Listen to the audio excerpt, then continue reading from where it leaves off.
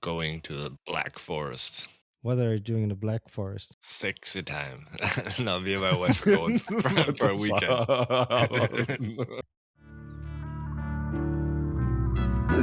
This is Ben from Common Knives, and you're listening to the High Carbon Podcast.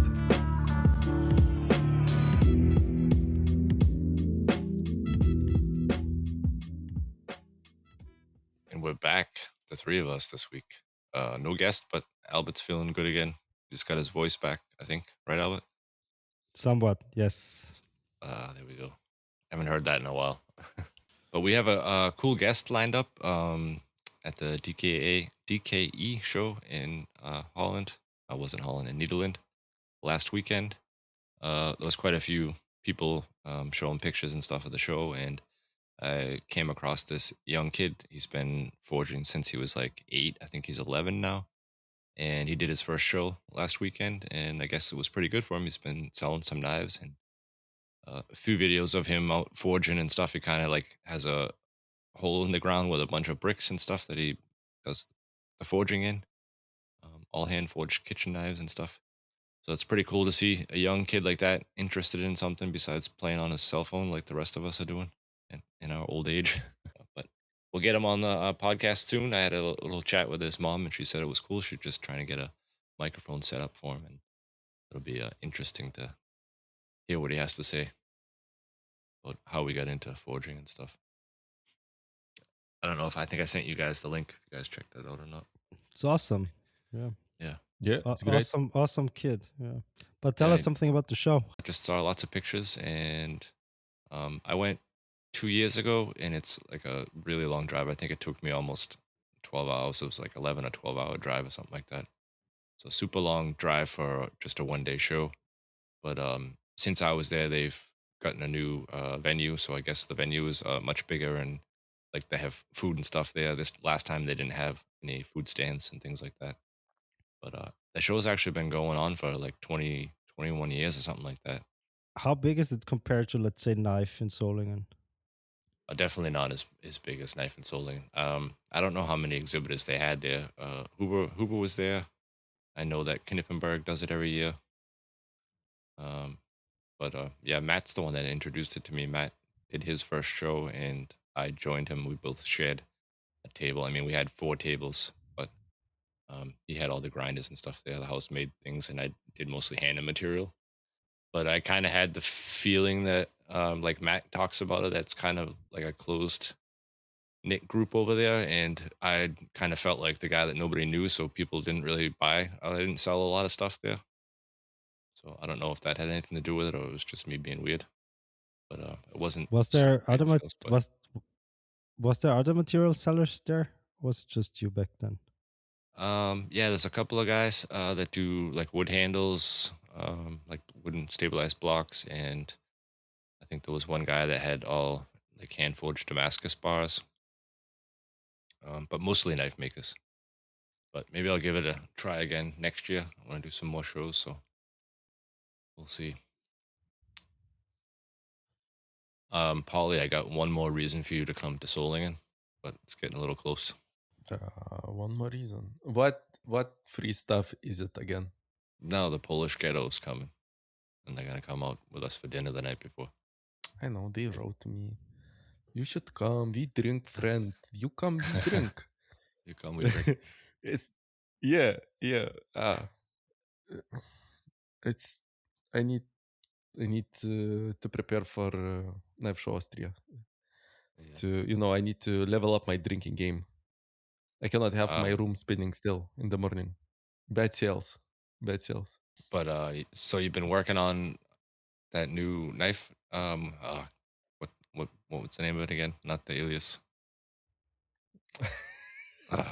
Christ, Really? you have these weird animal names and shit for your knives in another language. Varnas. The Varnas, that's the one. You've been working on the Varnas, Yeah. and you just put in a huge order for handle material with me that's going out tomorrow in your new format, which I really like. It's way less cutting. A little bit. I like that too. And it brings in more money for me when you make an order, because you got to buy the minimum. Way more. The minimum order. And I was I was bitching and crying in your DMs. Please, Keith, calculate how much is the damage because I cannot sleep. Yeah, it was a hard night. It was a hard night. Yeah, it's fine. It's fine. It's for the efficiency's sake. So yeah, I've been, it's still, I'm still on the same song that I've been for like a couple of weeks. I'm working on updating the Kydex sheet, making it proper. I don't remember, did I put it in our group chat or I sent it personally to you, Keith? I did some nice strides on the retention part of the sheet. The profile looks terrible, but it does not really matter when we are talking about retention. No rattle at all. And a really important thing is the eyelet placement. So it's just the broad strokes are done, and now it's about the fine tuning. I mean, a couple of my buddies are making fun of me, and they are saying that I am not a knife maker but a sheath maker. So apparently knife making for me is just a hobby. I'm a full-time sheath maker. So yeah, but it takes a lot of time. But the lovely thing is that when it's done, and I can, it's consistent, and it does not matter at every knife, if it's every sheath.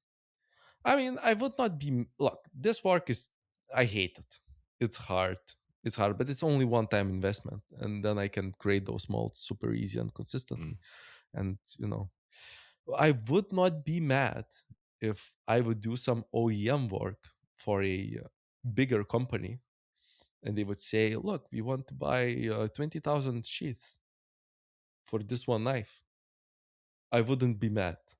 I would invest the, yeah, I would make the molds for a couple of weeks, and then just stamp them out and make them, cut them out and finish the edges. Actually, the sheath making after the molds are made is so simple and so easy and so quick that it's like, I cannot be mad. But still, while I'm in the moment, I'm still a little bit mad. That's a super important part of a fixed blade knife, especially if you carry it all the time. If you have a shit sheath, it doesn't matter how good the knife is. It's a pain in the ass, or the knife falls out, or you can't get to it easily. It's a pretty important part of the knife. Oh, by the way, maybe it's a point of discussion because we talked about it with Benjamin Camon today, and he had a really good hot take. We cannot maybe not talk, maybe talk about the hot take, but it was that a good kitchen knife maker can make a good hunting knife, but a good hunting knife maker cannot make a good kitchen knife. At least from what he has seen, and it's just his hot take. And then we went in, talking about what does it mean, to harder, like doing just hand sanding. It's not hard as in technically difficult. It's more like labor intensive and time intensive. And it got me thinking, the fine geometries, especially what we talked in the last show, with the thin forged geometries that are very difficult to get on kitchen knives, to get a proper heat treatment after that. But kitchen knives most often do not require a properly functioning sheath, right? And if we are talking about a hunting knife or a, let's say, military service knife, a sheath is an integral part of how the knife is being used and carried for the designed purpose, right? So would it make sense to compare just a kitchen knife and a outdoors knife together with the making of the sheath for the added complexity? Would it be then we are comparing it on equal terms or not?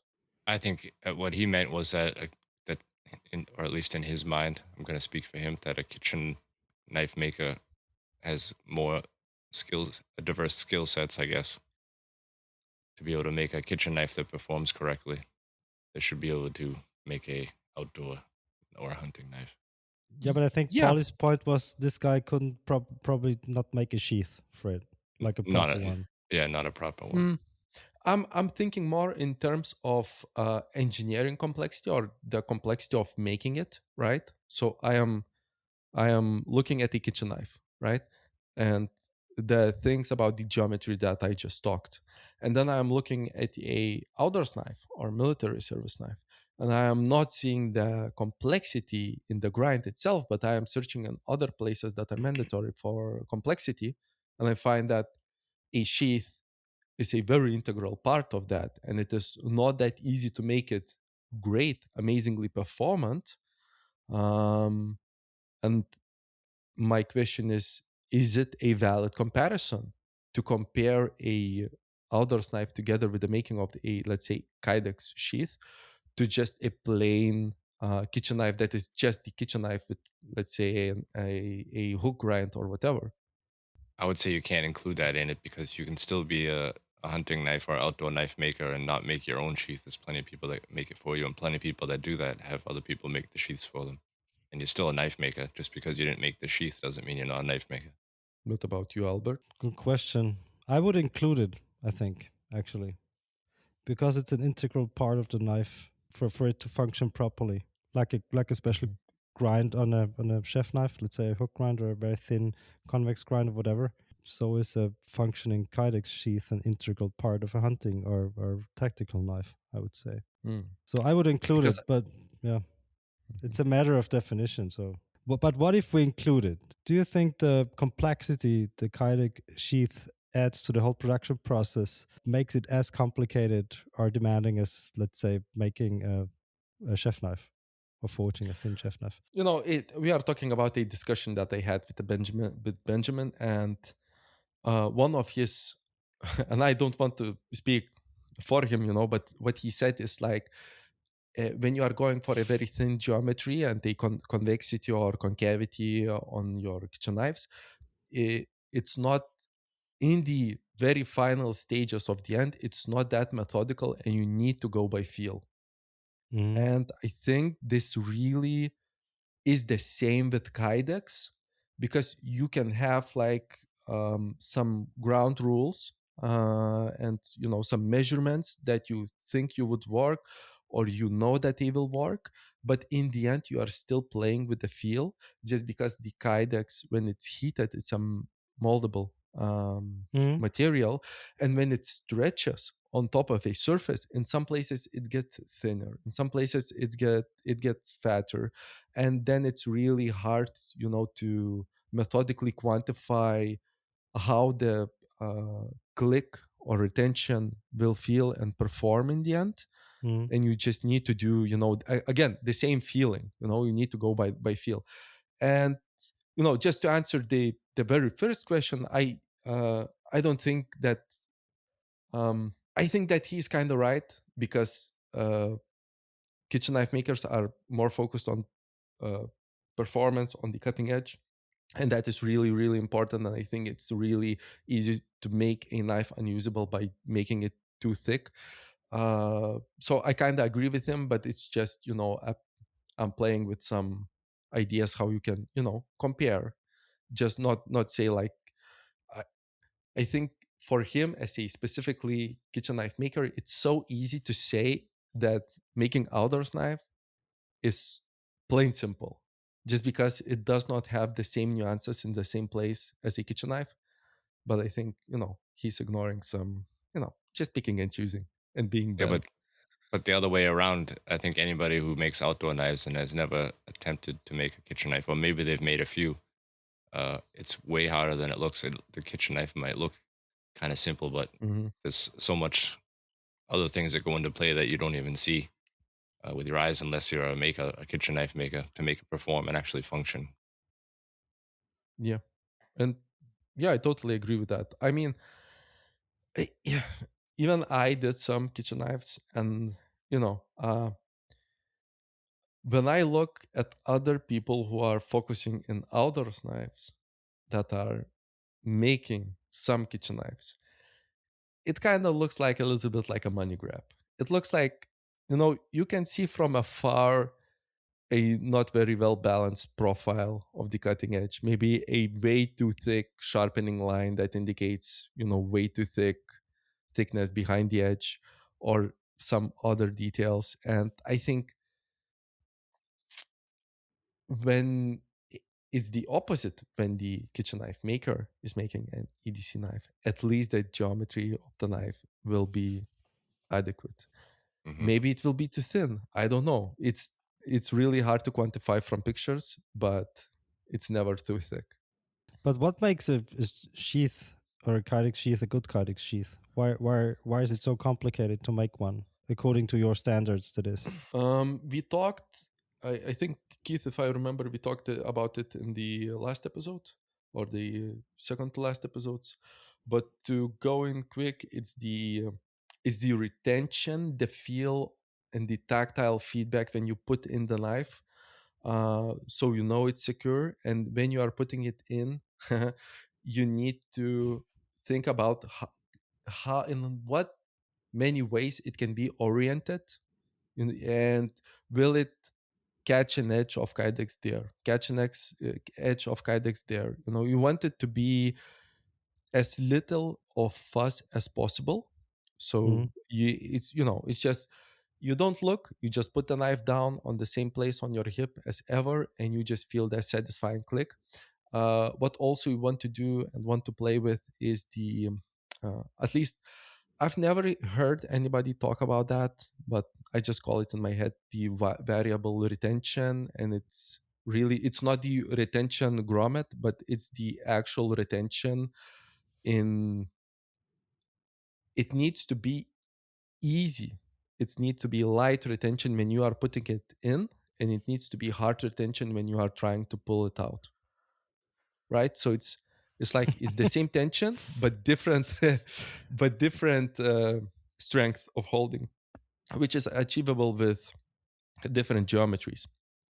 So I think that kind of makes it a really usable tool, because it's easy to put in a safe position, and it's a little bit harder to pull out when you want it to be engaged. You are pulling out a sharp tool. That really works. Again, next is mounting options, and with mounting options, again comes the huge goal of retention, is that you can mount it upside down, let's say, on your chest. Is the ability to put it in any kind of orientation that you want. And then with the mountability comes in what place of the sheath is the belt loop mounted. How long is the belt loop? When you are carrying it on your hip, you don't want it to be way too high, because it will your kidneys will hurt, your belly or whatever will hurt when you are trying to sit down. If it's too low, then it's just dangling around. If the belt loop, when it fixes to the sheath, is not above the middle of the sheath itself, then you have sheath balance, and your knife will want to rotate upside down, and it will be a mess. It will be like something like a double pendulum, I think it's called. So it's not really optimal. And with that, you lose the imaginary place that you have in your mind where the sheath is located on your hip, because it's just dangling around. So you need to play with all of these variables, and then in the end, the click itself, you want to have something. Again, no rattle is mandatory, no scratching edges of the knife. I put at least like 0.2 to 0.4 millimeters of gap in each sides, where there is just space around the knife. And it needs to have no rattle, so it does not rattle inside of that sheath. And it needs to have positive retention, so it's like always gripping the knife. And then you need also count in the longevity of the sheath, so it's not like a extremely hard click with little of flexing, because in that case the thing that gives is the Kydex material itself, because my blasted micarta or G10 is just that abrasive, and it will just wear out, and you will lose the retention. So yeah. It does Lots the of shape of the handle or the form of the handle itself play a lot to do with how good the retention can be also? Or, I mean, like 100%. sometimes you see like square handles and like badly shaped contoured handles, which would make it hard to get retention in both directions, It's like you said, so it goes in easier and comes out harder. Yeah, it's really hard to say, to put it into words what I'm imagining, but it basically, you want to have something like that goes, when you have the finger choil, you want the handle scale to go a little bit down so the kydex can form behind the, the finger groove. Mhm. So it's basically a small clamp that you spread away with the front of the handle when you're putting in the knife, and it clamps behind it. So you need to have that geometry. I saw, like the regular pucos, they have like this barrel shaped handle, right? And I saw some people doing with making like small divots and holes on sides of the knife, so Yeah, it basically forms around it. almost like with a ball, with like a ball bit or something like that, right? Yeah, Where they drill a yeah, hole and yeah, it's like a half round hole in it. Yeah.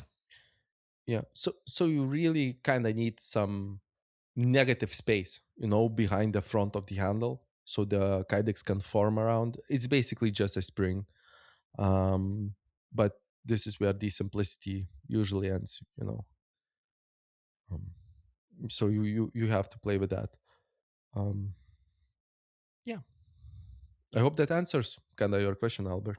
Yeah, it's more complicated than people usually think. I think, right? Because if you want to really get it perfect, it's the same with the chef knife. If you really want to get it perfect, there's a lot of little details involved when you just mentioned Mm, them, right? So, but how do you do it? You vacuum form them, right? Your yep, kydex sheaths, and you make a mold before you do that. How do you yep. make the mold? Do you 3D print it, or how do you do it? You have to listen to last Nah, week's I episode for that. yeah, Okay, yeah, I didn't listen to. Okay, then we can skip that. So I yeah. have to Albert listen. To, Albert should have been editing the episode today, yeah, but we are recording. I So will. Sorry for asking this. No, no, I wasn't we sure went as into to. that a little bit last week, and it's pretty interesting. You'll have to go back and take a listen to it. But Albert, you do some outdoor knives and stuff too. Do you do kydex or leather or a little bit of both? Mostly leather. If we do like a tactical knife made out of monosteel, we usually do kydex. Hmm. But we don't vacuum foam them. We have this heat resistant foam, and we made our own press. Do you choose leather mostly because you like the traditional leather sheath more, or because kydex is a pain in the butt? No, kydex is easy to work with, but we think it fits Damascus blade better than a Mm. kydex sheath, because kydex looks always so tactical, right? So, but we've done kydex sheaths for Damascus blades as well, but we yeah do mostly leather sheaths these days because we do mostly Damascus blades. But as I said, if we do a tactical blade, monosteel, like let's say acid stonewashed, we do a kydex, we make a kydex sheath. But what I wanted to ask Paulie, I mean, if you have a mold, you don't have to tweak it with a heat gun, let's say, right? So the sheath comes out perfect from the vacuum form thing. Mhm. Does it? Okay. Yep. Because we have to tweak our kydex sheaths a lot with a heat gun. Disgusting. I know it sucks, and it's so much going back and forth because you have to heat it up, then you have to adjust the retention, then you get too tight, and you have to go back and forth all the time. So Mm-mm. yeah, it sucks. But if we would do more, we probably should also use a setup like you do. But we do so few of them, so that we don't need a setup like this. You just can't get like I mean, repeated consistency with the press, though, right? It's not that uh, easy. i- Yeah, that's right. Albert, are you using any sort of like additional spacers, let's say behind the heel or behind the finger groove, to create, some thickening of that place? These are kind of neat tricks that Yeah, other people sure use we that do. use. We cover everything in tape before we have this thick, what's it called? With this thick blue tape. Tape. Painter's tape. Yeah, and we use that, and sometimes we use like small wooden sticks and stuff if we have like a false edge, and so because then you wouldn't be able to draw the knife, right? If you don't use like something like that. Yeah.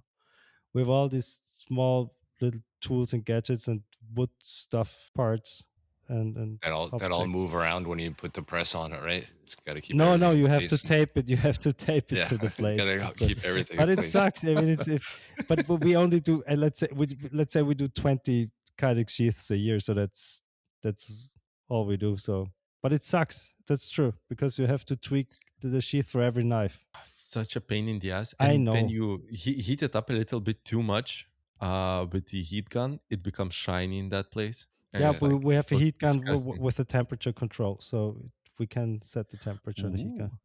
Mr. Yes. Fancy Pants. It's I not have, like, a fancy cheap-ass pants. machine. It's like 50 euros for a heat gun, so that's not too fancy. But it prevents the Kydex from getting shiny because that sucks as well. Yeah, if you heat it up Yeah. too much. Yeah. Sucks ass. It's only 50 euros. I think it's 50 euros or 55, something like that. Yeah. Oh, that's cheap. With VAT or without VAT? do I look like I know stuff like this? I have no idea.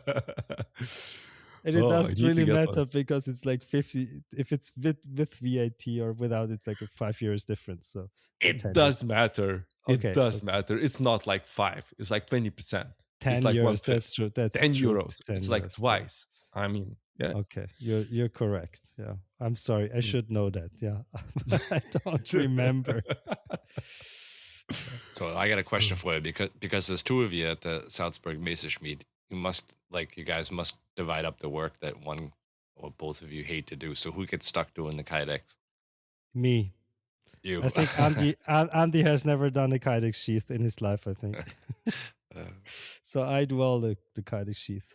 And back when I started out, I made a lot of these because there's a market for aftermarket Kydex sheaths.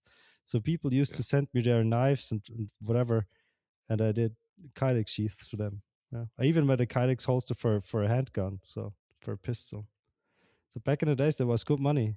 That's pretty cool. There's a company in the US, I can't remember the name right now. I think it might be Jantz, that has a huge inventory of like rubber guns in the exact shape of the real one, so you can buy these via presses and molds. Yeah, especially with guns, it's difficult because you can't just take the gun from the guy or the girl who wants the Kydex holster because they have to. I mean, it's not legal. They have to fill out forms that have the gun, and you have to be allowed to have the gun. So you have to have a weapon license and stuff. So it's not that easy. Yeah. So these molds make sense. Yeah. Some of those gun holsters get pretty crazy, like using multiple colors and stuff, where they might mill out sections of the mold and stuff where you can see the different color underneath it, and they get pretty crazy into that stuff. Yeah, they look awesome, but there's so much work. Yeah, probably you could go and buy all these different gun models for all the dummy ones. Get some vacuum molds together, and that'd be quite a business for you. Nah, it's way too much work. I'm not. Nah. I mean, there is actually one Instagram account that I am following, and I guess most of us do, or knife makers do. It's Henry Holsters. They do a lot of lean manufacturing, and they are specializing in doing Kydex sheaths for knives in US. And they are also, they are doing holsters, and I love his approach.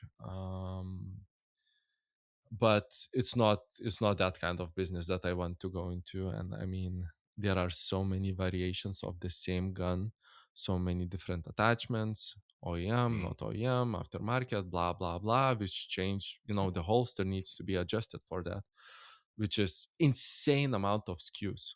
It's just insane. So as I said, the best option scenario, if I ever switch to being Baltic sheets, I would do a big OEM order for a big client. It's not like I would hate what Albert did. It's like doing one-off sheets for some special kind of knives. That sounds terrible. There is one more thing about sheaths, and then I think we should move on from that. There is a company in Europe, Kydex NL, in the Netherlands, that does gun sheaths and knife sheaths also, and they do a really good job. You guys can check them out on Instagram. They're both gone. They're typing away. Nah, it's fine. Yeah. I think Chris from ForgeWorks is doing some work there, and I also talked to him, to the holster Kydex NL guy. Seems really Leonard. cool. Yep. Help me out on a few questions. So yeah, highly recommend. Highly recommend. Open, cool kind of guy. Even though he's not a knife maker, he's one of us. One of us. So Yeah, and I think Chris does some special runs of knives for him once in a while. They collaborate on stuff. So what if everybody wanted to heat treat these knives that they're putting in all this Kydex stuff? What would they? What should they be using? But fucking wait first. I think Kydex NL, he also does handle scale milling. So you can, ask him. But if you need to get your knife heat treated, boys and girls, you know what you need to get. You need skills. Minihell.eu is the sponsor of this show because they got the next skill for you. While you are on minihell.eu and you are picking and choosing your next skill, whatever size or variation it might be, you can go and pick any of these options as heat treatment foil or heat treatment racks additionally to your kiln. At the checkout, please do remember to use carbon 5 at checkout so you can save 5% at our good friends Baltazar shop. And if you cannot find any kiln that suits your need there, maybe you need something really small, something really, really efficient that goes really, really quick. Maybe you are doing some small chisels, wood carving knives, or whatever, and you don't need a big ass kiln. He can build you a small one, or if you need a big ass kiln to make swords or whatever big stuff you need to heat treat, he can maybe make that too. So just shoot him an email that you can find on minihell.eu or maybe on his Instagram, and he will get you set. So please do remember minihell.eu and use carbon 5 at checkout. And now back to the show. So from where do we go from here? I just wanted to. My brother listens to this show, and last time my parents were here, he asked for a T-shirt and stuff. So I would just want to embarrass him for a second because my 16-year-old daughter and my 18-year-old daughter, when we go back to the U.S. in July, wanted to go skydiving. So I booked skydiving for the three of us, and messaged my brother, and he said you couldn't pay me enough to jump out of a perfectly good airplane, but he'll come watch us. So my big tough bodybuilding brother, scaredy cat, he won't join. Have you guys ever been skydiving before? No. Wait. He's a bodybuilder? He might be. He still works out a lot. He used to like do competitions and stuff like that back when I was in really? the US. Yeah. So he must have a stellar diet of broccoli and boiled chicken. Fucking great, Chicken and man. pasta. Yeah. Just jump out of the plane. Don't be afraid, Keith's brother. Don't be afraid. It's fine. It cannot get any worse as it is now. You won't lose any gains. And no, I've never been skydiving. Would you? Yeah, sure. Yeah, it's pretty cool. mean, it's fun. Have you ever been? You've been. I've been, right? I've been twice before. Yeah, but Did you shit your pants? It's been a while. No, there's the first one I did. We had a video, so the guy. It's tandem the first few times until you if you want to make a license or something, you can do it. But you have to do a certain amount of tandem jumps. So you have this guy strapped to your back, and he did had a video camera and had pictures and stuff. I think I was like, I don't know, 18, 19, something like that the first time. But it was pretty funny. My wife jumped with me the second time I went. She was there, and I had glasses at the time. She had contacts, and she jumped out. And you have goggles on, but on the side of the goggles is lets a little bit of air in. So she jumped out in the air, like blasted into her face, knocked her contact lenses out, so she couldn't see like the rest of the jump, which was kind of kind of shitty after you pay all that money. Yeah. No, the scariest thing really is sitting on the edge of the plane, getting ready to jump out. But once you jump out, it's like, I don't know, 8 seconds or something, where you can feel the free fall until you get into the free fall. I mean, you can feel it like that you're dropping, and then after that 8 seconds, you can't even tell that you're dropping anymore. It's just super windy. Oh, really? It's just when Yeah. you, but can And you? like until Is it until hard you to get up to breathe? that speed, until you get up to the dropping speed, then you can't feel it anymore. No, it's not hard to breathe, but if you get scared, they say that some people hold their breath, like they try to remind you to keep breathing. Hmm. So yeah, I would hold my breath. I kind would of like hold my breath. jumping into a pool of water or something like you're expecting, waiting for the splash or something like that. I don't know, and you just forget to breathe. It's cool. Bungee jumping. My wife did bungee jumping when she was younger. I would definitely not want to do that. I don't know what the difference is, but maybe just because you can see death coming much quicker. Something I don't know, but I definitely don't want to do that. You would be like the guy from the reels. Let me tell you something. Let me tell you something. No, don't drop me. Yeah, yeah. I get, or maybe your bro is afraid of heights. Yeah, he is. Ah, right, right. Well, we seem to have some people copying us, but what do you think about doing one of these hot takes? Some of the other shows seem to be jumping on the bandwagon. Do you have any good hot takes, Keith? I don't. I They send heard them some. into They Poly send at them. Baltic Blades. Oh, really? I heard one was pretty good about some file work.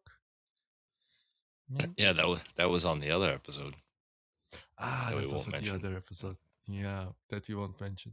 Those It other was people. really hard to hear it because there was a constant beep sound over it, but it was so clear. Still. Oh, okay. We have some actual. Look, guys, I'm kind of tired to defend them, but these are pretty good, pretty good. I mean, and these are. I will defend them in the next show. Don't worry, listeners. Don't fucking worry. I'm just too tired today. I'm not as spicy today as you know. And we have some Damascus one, I think. Okay. Copper Damascus is actually risky slash bad for the health of the user of the knife and people eating the food. Because of the green So stuff that develops when the copper yeah, oxidizes, or why? yeah. For that, I think for that I did not ask for any clarification, but I think it's just because of the oxidation of the copper. Okay, what's the English term for that? Do you know? I don't know. Patina. No, Grünspan in German. That's what I was just gonna say because I can't remember the English word. But Verdigris. Is that it? Verdigris. never heard of That's it. what ChatGPT. Yeah, but you're a Verdigris. native speaker. Co- Yeah, Sometimes, Keith. What the fuck? sometimes, yeah. Verdigris or copper rust. Copper rust. Okay. Yeah. So why do they make copper cups? Like they make copper drinking cups, right? Nobody ever talks about those being bad for you. I don't think there's anything wrong with it. Um, I'm sure they're out there, but I don't see people using any copper clad kitchen knives that are turning green. People taking care of their shit, and they shouldn't get that far where it's turning green and shit's flaking off of it. So I don't see a problem with it. I mean, if it really turns green, it's poisonous. So that's toxic, right? The verdigris or copper rust. So that's really not healthy. But it takes, I mean, it takes quite some time for it to develop, and you have to be really, really lazy with your knife for it to develop copper rust.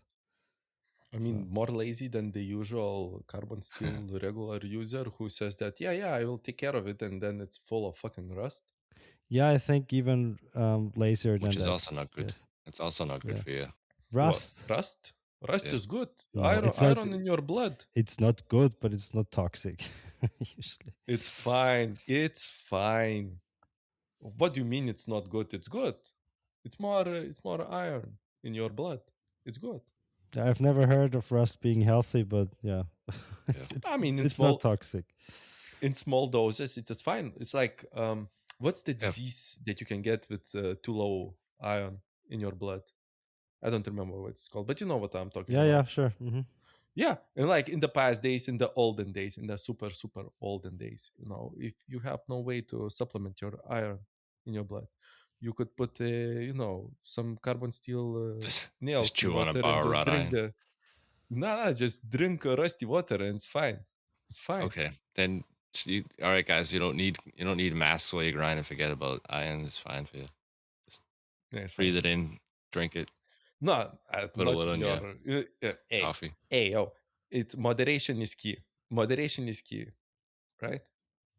Not too much, not too little, and no zinc covered nails, please. That would be stupid. And you can get rid of the copper rust if your copper Damascus blade starts developing it, right? You can't, You can. You have you have just to mechanically remove it. but it would ruin the edge. What do you mean the edge? Copper's not supposed on the Edge, edge anyway. Yeah, but it's at edge. the edge. Yeah, it would. Yeah, Yeah. exactly. That's. Yeah, I thought you were talking about the edge. No, the Yeah, sure. edge. What it has to do something with the edge. The copper shouldn't go to the edge. Yeah, that's what I meant. You okay? Yeah, the edge. It would ruin the edge. That's true. Yeah. Then you have Yeah. to re-etch it or send it in for it to be re-etched. Yeah. Re-edged? You mean sharpened? Come on. Sorry. Re-etched. Well, after you fix the etch, you'd have to resharpen it again.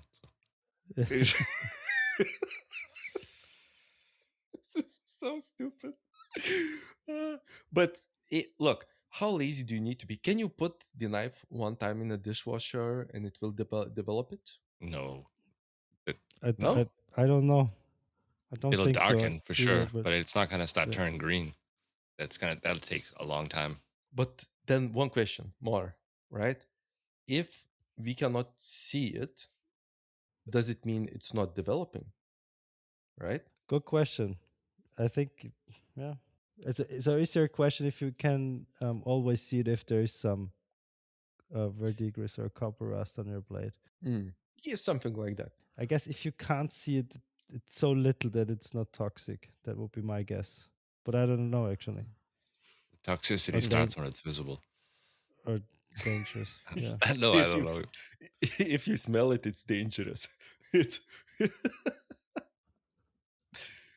so one side weird thing about copper in the air conditioning business, I braise a lot of copper, and if you are smoking a cigarette and you like braise or solder any copper, the cigarette tastes like copper after some reason. Like you got it in the skin or on your hands or something.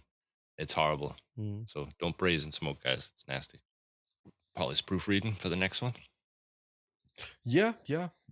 I mean, this one was fine. It's fine. The next one will be, I guess Albert will have to say a lot about it. Knife makers should not make reels in the style of influencers. Face in the camera and shit. Please focus on the craft process and the product. Why would I have to say anything about that?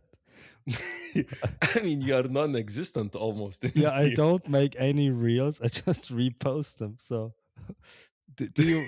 should I defend the hot take? Yeah, please go. No, I don't have an opinion. Do whatever floats your boat.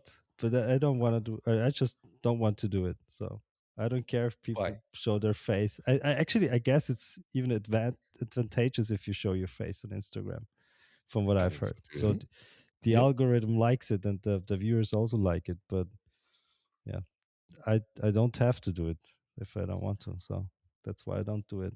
Yeah, but it makes sense, I guess. If you want to widen your audience and get new followers and stuff, I guess it's a smart strategy to do so. Yeah. So it's not true.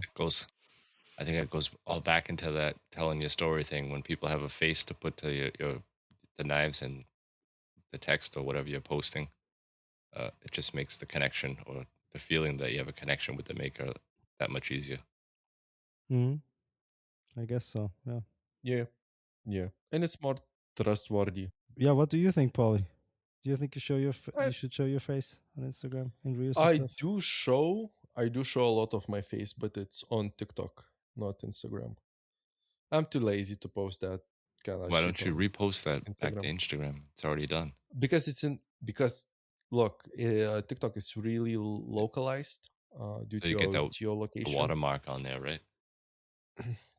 No, it would be I just film on my camera and I just I don't film inside the app. But it's all in Lithuanian. So and most of my followers on Facebook are I don't know about Facebook at all, right? I don't think that I get a lot of clients from Facebook. It's mostly from Facebook groups, Facebook and TikTok and YouTube, and Instagram is I think the last place that I get my engagement from. So I just use it as a portfolio of my works or what I'm doing, and it's basically just a product showcase. And I use Instagram to chat with my knife making buddies. So just shit talking on there, and yeah, I don't think that Instagram is that performant, at least for me or my type of content.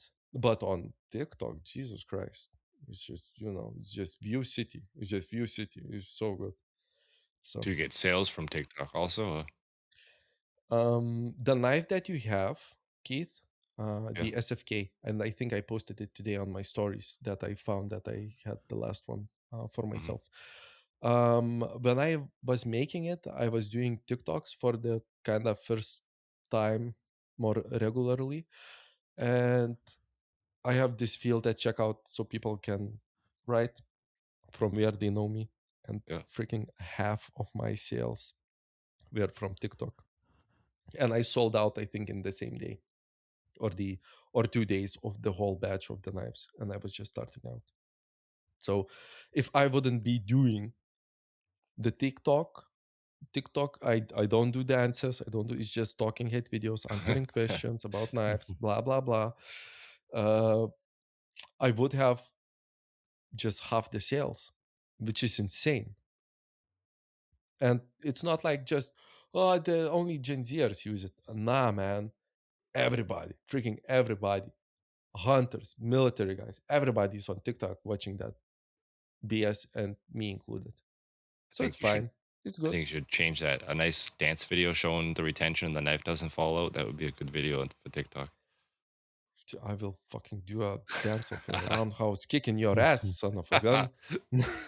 but did that seem to be only on that model knife, and then it died off? Like you had just started, and somehow you got noticed, and then it just kind of died off. Or are you still making sales through TikTok?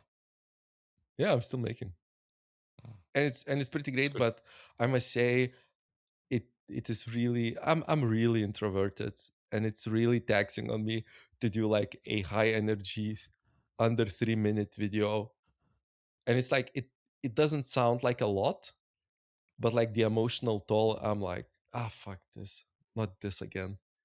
But it's fine. It's fine. It's good.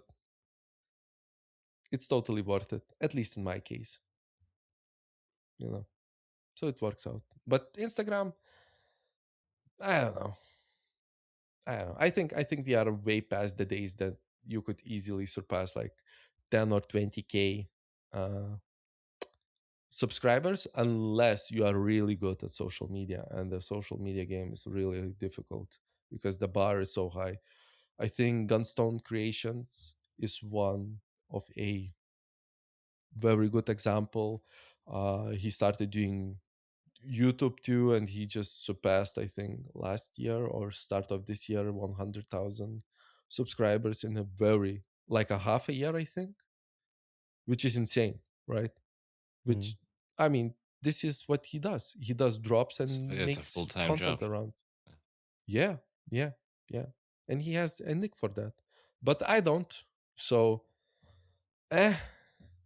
and my Exactly. English is not that good. It's not that good. I shouldn't do reels. I should do a podcast in totally English. So, yeah. And Keith, you don't do a lot of content on Instagram. Why? Why? You get a lot of shit. That would be so dope to see, like a pile of G10. Huge delivery. That's interesting because I don't care. I show my products on there. I definitely do sales and bring in new customers through Instagram a lot, but I don't know.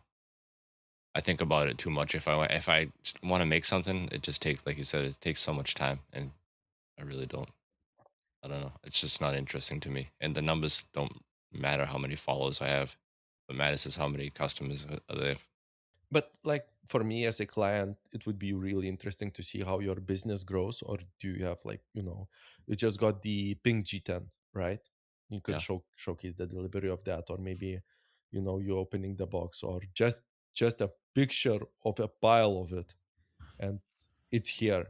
That would be cool, Maybe when I update my shop and it doesn't look like somebody's barn from 1950. Maybe when I get a better background, maybe I'll make some for you. I feel that. Mine and looks like exactly like that. And yeah, and here in my shop is so small. When I'm doing stuff in here, it's hard to like get an angle, and this like every square inch of space, like every like square centimeter of space on my wall is like wrenches and tools hanging, like trying to keep shit organized and fit the most stuff you can in it. So it's like, I don't know, probably just overthinking it again, like I said, but it's just a shitload of stuff. And every time I do post something like that, I get like Ben Camone on like, hey, what's that over there in the corner? There's like 4 Red Bulls or something. Like, why do you drink so much Red Bull? It's always like some comment about something. Bro, that's engagement. Yeah. He's doing you a favor. No, but he's doing it privately to me. Not doing it on my account. So just write him your mother's bathwater or whatever. It's just. I don't answer questions unless I'm getting paid for it. Right on Instagram. Oh, this makes sense why you are answering my questions then. Yeah. Sometimes. Makes sense. So, you want to do another one? Sure. Let's do one more and the then last call one it. for today. Yeah.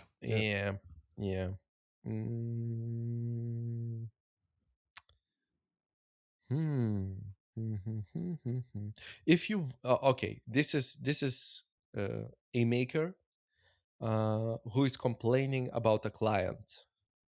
If you whine and complain, my knives are too expensive, but you have a knife collection on your wall that is worth more than my entire house, you can go fuck yourself with a fresh 36 grit belt. Okay, yeah, you should. How would you do that with? That's my question. With a fresh one, it needs to be fresh. I think people are cheap, especially maybe richer people, if they have especially definitely.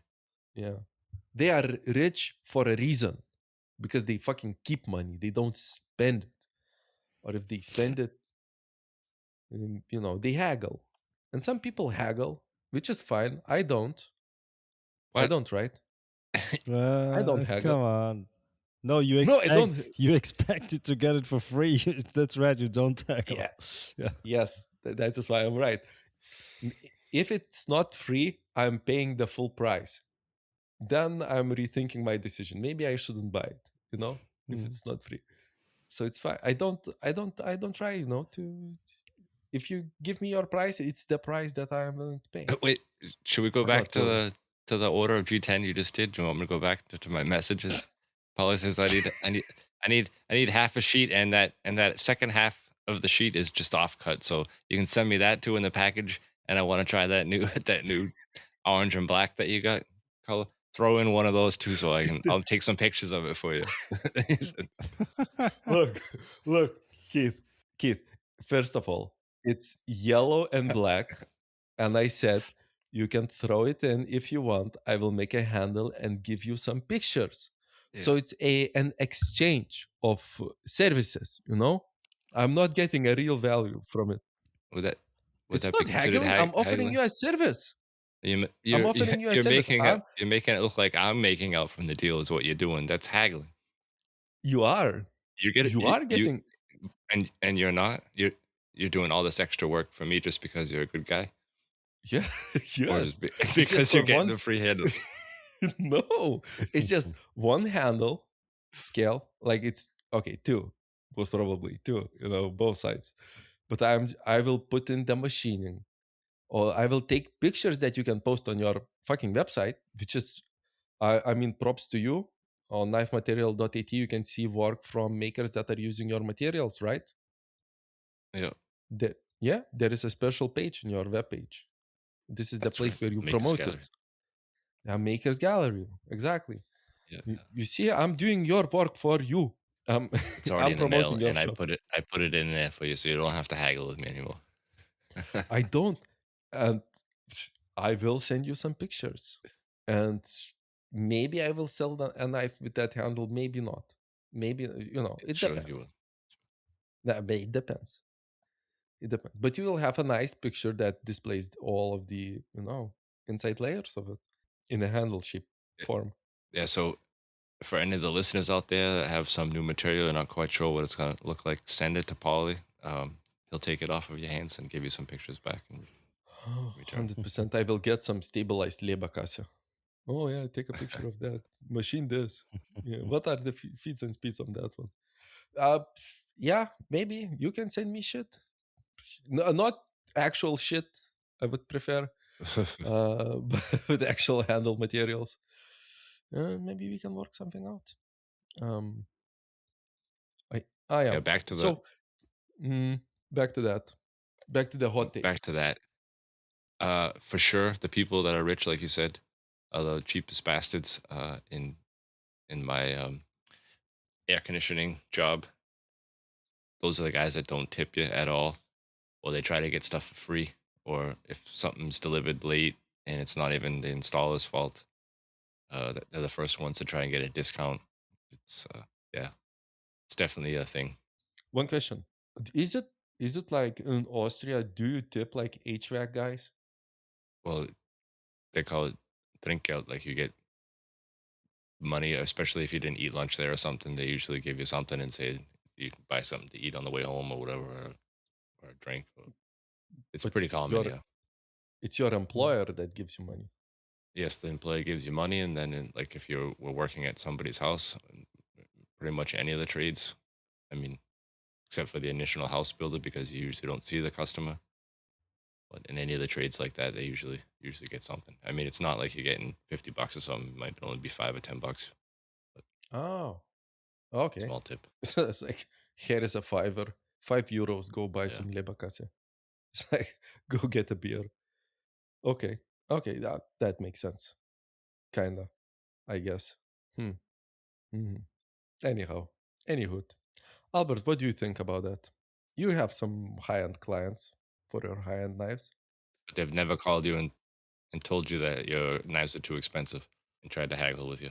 No, it's not the high-end clients with us that try to haggle. It's students who do a class with us and they want to buy an additional knife. These are the ones who try to haggle or get a discount because they're already paying for the class, and then they say, well, I spent so much money on the class, so I want to get this knife for less than what you're asking for. It's usually these guys. Especially then when they've put in 3 days of work and see how much time you put in. Especially then they should know, be ashamed of themselves. Ask They a should, question but like that. I know, but they already spent some money at our shop, and that's why they think they're entitled to get a discount. But yeah, no, but with regular customers, no. I mean, when we do like Christmas markets, for instance, like we did last year, there's a lot of people who try to get a knife. They want the show less. price. And sometimes there is some room for us. Sometimes they get them for less. If they buy, like, let's say 2 knives, they get a discount, right? So, but no, there's not much haggling going on at our shop usually. I mean, we are pretty happy that it is that way because I hate arguing about our prices. And when we did the Christmas market, we had the prices next to the knives when we started out, and people were walking by, and some of them were complaining about our prices, but they would have never bought a knife anyway, right? So, but they were just telling to their friends or whatever, look how expensive these knives are, and how much money they want for one of their knives. And then we got rid of the the price tags because I was so annoyed at these people that we got rid of the knife, the price tags, and surprise, surprise, there was way more people at our table. Sure, they get to look at it up close, hold it in their hand. They actually show a little bit of Yeah, interest in and it and talk to you about how you made it and what it's made out of and all that stuff. exactly. Yeah. So the engagement was much better as soon as we got rid of the price tags, which was interesting to see because we didn't know what's going to happen. But I think at the shows when you're pricing stuff at a shows, you do like either two ways. You price it maybe a little bit lower than you normally would as a show price to try to get more sales, or you do your normal price. And if somebody wants to get a discount from you, you can't do huge discounts, but you also have to think that you didn't have to spend time photographing the knife and you don't have to ship it and like all the extra the boxes and all the crap and then going to deliver it. There's a little bit of room in there sometimes, depending on how you price your stuff. Like I said, sometimes you just go in for the show price right away. And I don't really get the argument that these knives or our knives are too expensive. I mean, for one thing, our knives are really, really cheap for what they are. So the Damascus wise or the chef knife wise, we're among the cheaper ones, I would say, in the whole area. And then there's customer wise, if a customer complains or tells us that the knife is too expensive and he or she can't afford it, and then he or she pulls out the new iPhone, which she gets like every other year, which is like 1,500 euros or something. Don't bullshit me. You just don't want to spend the money. It's not too expensive for you. You can afford it because you can afford a new phone every year, which is much more expensive than one of our knives usually. I mean, there's some more expensive ones we have, but our standard chef knife is like 600 euros or something. So don't bullshit me. You just don't want to spend the money because you want to spend it on other stuff. Fair enough, but don't tell me that you can't afford it. You just don't want to. That's the argument we usually, or the discussion we usually have when we are talking about our prices. And as soon as they get to see how much work goes into one of these knives, they pretty quickly figure out that it's not too expensive for what it is and for how much work one of these knives is. But I don't like arguing about prices or talking about prices. That annoys me actually. So the worst thing for me is like the clients that say, maybe you could reduce the price, and if the knife is good, I will come back and buy 5 more. And it's the false promise. Yeah, the false promise. So just buy 5 then. Just buy fucking 5 then if you are trust me, it's a good knife. Yeah, trust me, it's a good knife. It's good. Yeah. You can buy 5 right away. Yeah, fucking tire kickers hate those. Just reduce the price. No. Yeah, but I get those rarely. If I like the knife, I will tell all my friends, and you'll get some business. Then stuff bullshit. Yeah. If you like the knife, you're gonna tell them anyway. Yeah. Do you get that, Paulie, or is it more like from the bigger orders, people trying to get a better price? Is that common, or no? It's I'm sure not you that got it common. at the knife show. No. I did not. Nobody Really? haggled for the price. Only other knife makers haggled for the price. Yeah. Sons of always. Fucking always. The table, especially the table that was right across from you. Yeah, I want to get one for free. Yeah, you did. How rude of you. Yeah, because you cost so much work for me. So it's actually payback. For editing. Because of all that's what I meant. Yeah. For the interruptions. Yeah. Sorry. Editing interruptions, talking over one another. Yeah. Yeah, you're. So I should get one for free. Actually, I should get 5 for free. But I think you should get none for free. Of course you do. And just and then tell your friends. You tell your friends. Yeah, I mean, sure. But there are some people who, I'm very skeptical about this, but there are some people who come from a place of peace and love, I guess, and they say that they really like what I do and they want to buy the knife at a full price, and they hope that their colleagues will come and buy some. And I'm always, skeptical, like, yeah, sure. Yeah.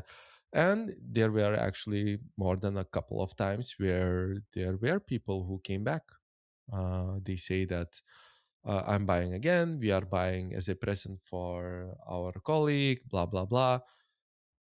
It's a nice experience, but I only got a few times where they say, oh, if it is good, I will come back and buy way more, blah, blah, blah, just do a better price on it. Nah, my man. You paid the full price. Oh, and you know what I hate? Is the friends and family discount. When there are people who ask for friends and family discount, I say, sure thing, and you will have to pay 20% more because you love me. Or because I don't like my family. I like my family, but I think my knives are really appropriately priced. I think they are very good value, and I am getting paid not too much and not too little for them. It's not, it's the same fucking people who go into a pizza place and they start calculating what is the cost of the ingredients for a pizza. And they're like, oh, it's like €5 to make everything. Oh, I could make that at home, blah, blah, blah. And they are missing the point of going out and going to a place, being with people, and not having to wash dishes. And they're like, oh, maybe you could make your knife cheaper, just it's only a steel, wood, and a few nails to hold the handle, blah, blah, blah. It's only a PVC pipe for the sheath. Yeah, fuck off. Rant over. And that's the show's over too, I believe. What do you guys think? Yeah.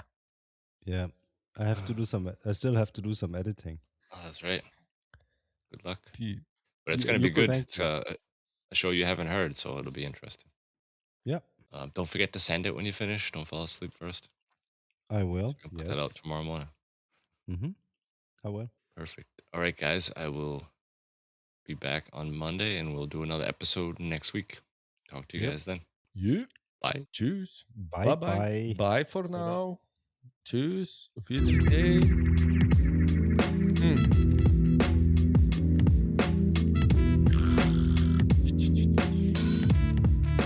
Send me free shit.